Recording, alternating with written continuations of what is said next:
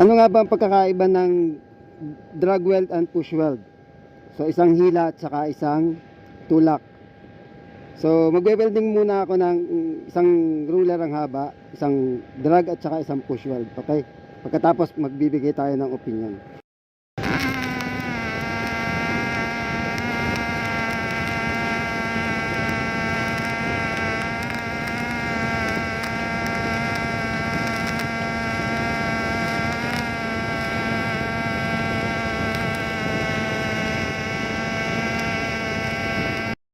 Ito yung drag weld natin.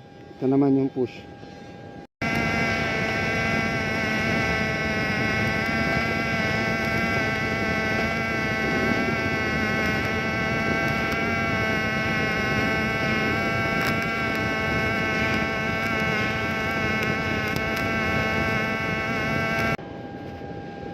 Makikita nyo itong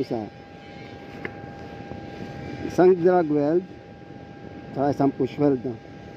So para sa akin ang kaibahan ng dalawa, itong isa maumbok yung drag weld at saka mas solid yung kaliskis nya. Kung titingnan mo, mas solid yung welding nya at mas malalim yung penetration niyan dahil mas babad. Ito namang push weld, parang mas konting medyo may pagka-flat, parang isang concave at saka isang convex, no?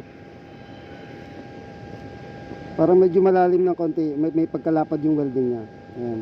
Tsaka siguro yung penetration nito hindi masyadong malalim kasi medyo mabilis yung travel niya.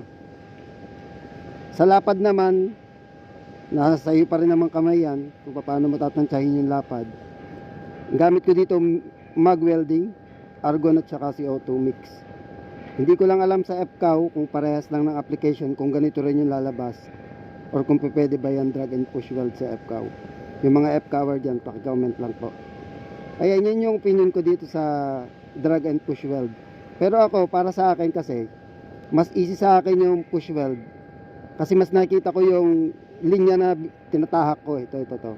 Halimbawa, itong linya na to, mas nakikita ko yan kumpara sa drag.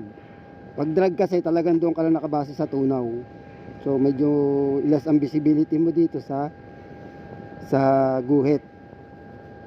Tapos hindi ko alam sa non-destructive test kung mechanical destruction to, hindi ko alam kung sino mas matibay sa dalawa, di naman natin matetesting. Ang ginamit ko dito, actual na materialis to sa trabaho, so nandito pa yung ibang mga welding, mahaba yan hanggang doon. Yun lang, yun ang opinion ko. Kung meron pa po kayong ibang opinion, pakidagdag lang sa comment section.